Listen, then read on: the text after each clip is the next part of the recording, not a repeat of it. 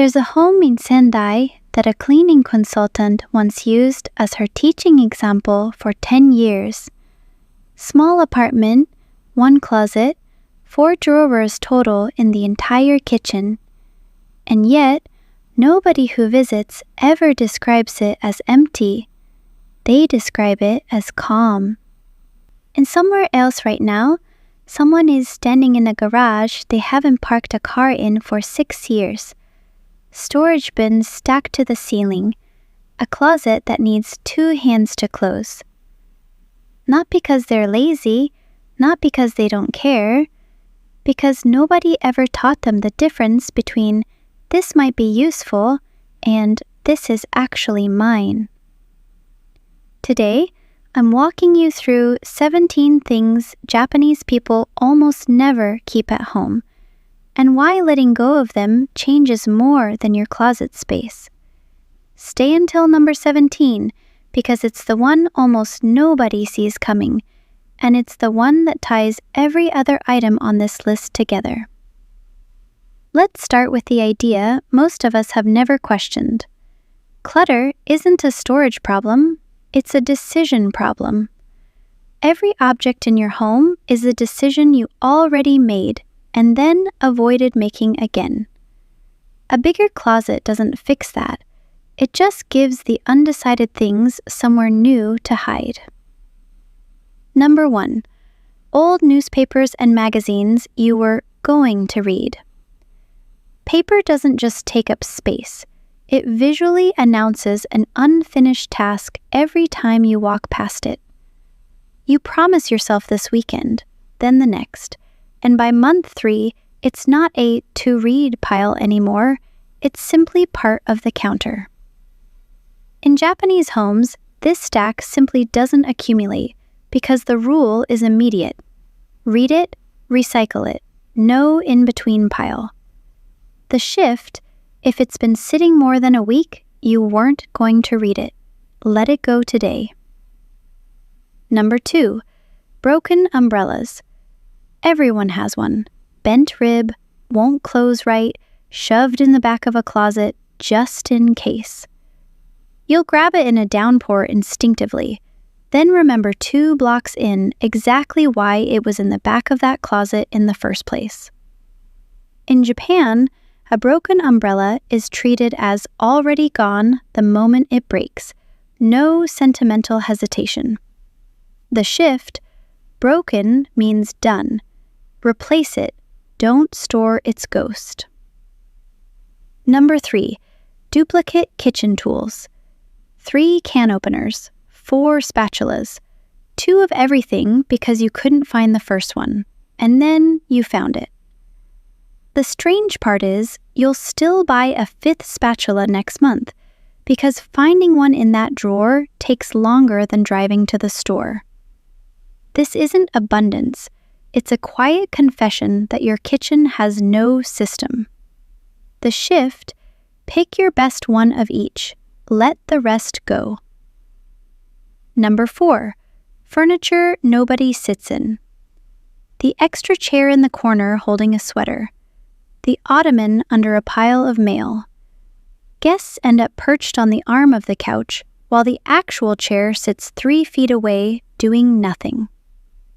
In Japanese homes, furniture earns its place by being used, not by filling a room. The shift, if nobody sat there in a month, it's storage, not furniture. Treat it accordingly. Number 5, old greeting cards and birthday cards. You keep them because tossing them feels like tossing the person. But here's the truth. The card was never the relationship. The relationship was the moment, and that moment already happened. Most people can't tell you what's inside the box without opening it, which is itself the answer. The shift, keep the 2 or 3 that genuinely matter. Let the rest complete their job, which was simply being read once. Stay close, because number 17 is coming, and it's not what you'd guess. Number 6, mismatched containers and lids. The drawer where every lid belongs to a container that got thrown out years ago, and every container is missing its lid. You'll test 4 lids before giving up and just microwaving the food uncovered. Nobody uses this drawer. Everyone keeps it. The shift: pair what matches, recycle what doesn't. That drawer becomes usable again in 10 minutes. Number 7. Free tote bags and conference swag. The bag from a work event, the tote from a store opening, the branded water bottle you never drink from. They multiply quietly in the coat closet until pulling one bag out means untangling 3 others. These things arrived without being chosen, and somehow that makes them harder to release. The shift: if you didn't pick it, you don't owe it a spot in your home. Number 8. Expired makeup and half-used skincare. Sitting in a drawer, quietly going bad, waiting for a someday that keeps not arriving. Somewhere in there is a lipstick from a shade you haven't worn since a haircut you no longer have. The shift: use it now or it's gone now. No third option. Number 9. Single-use kitchen gadgets. The bread maker used twice, the juicer that seemed life-changing in January and untouched since February. It sits exactly where the ad promised it would sit, just not doing what the ad promised it would do. Each one felt like an investment in a better version of you. Instead, it became a monument to a habit that didn't stick, sitting on a shelf as a quiet reminder every time you open that cabinet. The shift: if it hasn't been used in 6 months, the better version of you doesn't need the object anymore. They already moved on without it. Number 10. Threadbare towels. The ones so thin light passes through them, kept as backup for guests who never come, or for washing the car that also never happens. The guest, if they ever come, ends up using the good towel anyway, because somehow everyone in the house already knows which one that is. In Japanese homes, a towel that's stopped doing its one job, absorbing water, is treated as finished, not demoted to backup status. The shift: a towel that doesn't dry you isn't a towel anymore. Let it go. We're past the halfway point. Number 17 is close now, and once you hear it, you'll understand why everything before it matters. Number 11. Empty picture frames, or frames holding photos from a decade ago you've stopped actually seeing. The photo inside stopped being new the same year the frame stopped being dusted. A wall of frozen moments stops being memory and starts being wallpaper, something your eyes learned to skip. The shift: rotate them, or admit you've stopped looking, and let the wall breathe again. Number 12. Old calendars and planners from years already finished. The 2019 planner in a drawer, half filled, holding a version of a life that already happened and can't be revised.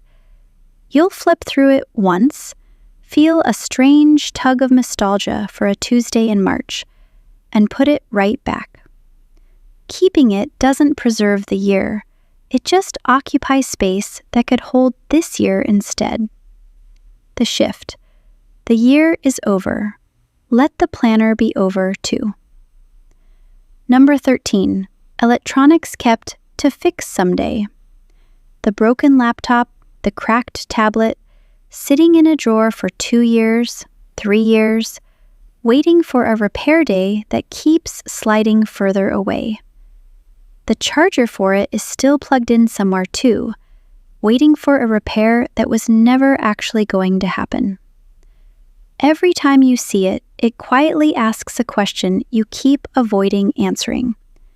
In Japanese homes, someday isn't treated as a real date on a calendar.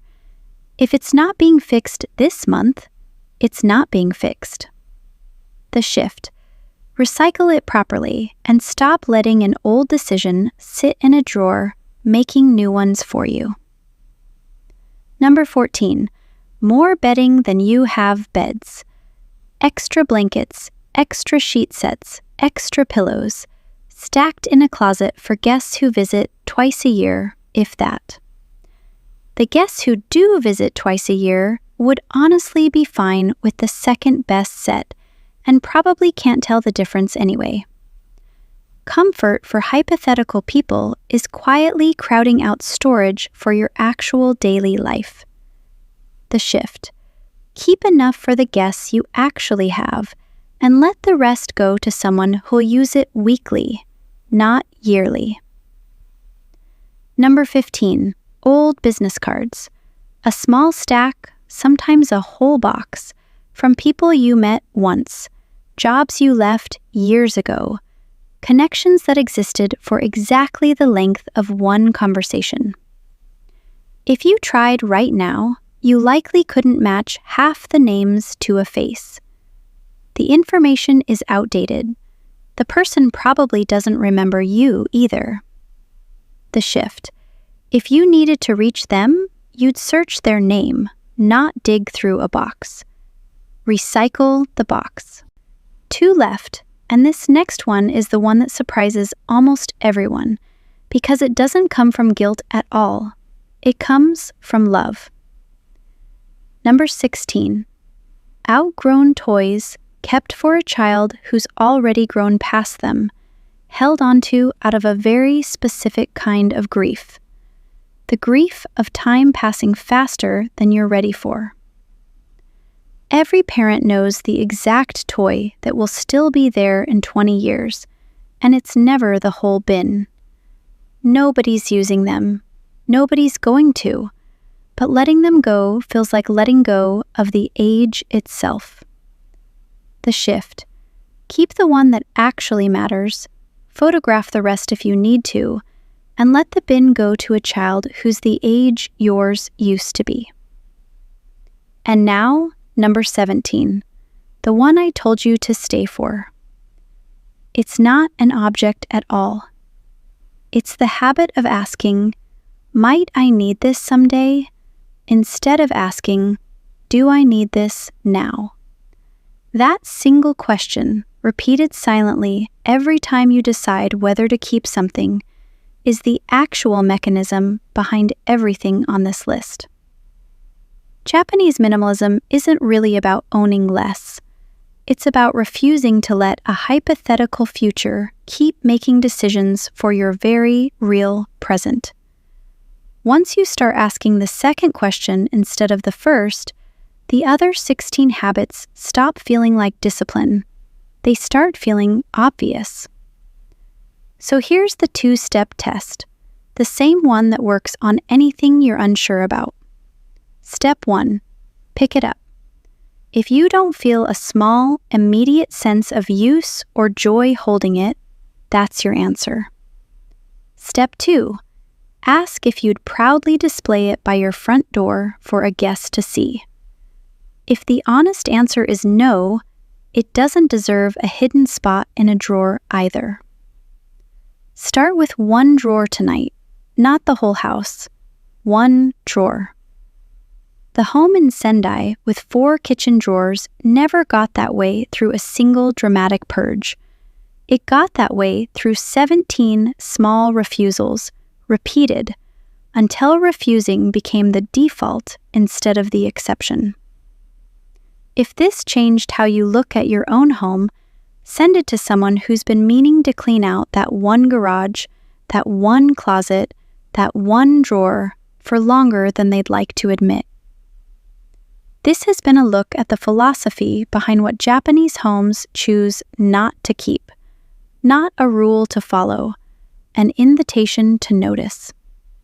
If this helped, subscribe so you don't miss what's next, and tell me in the comments which number you're starting with tonight.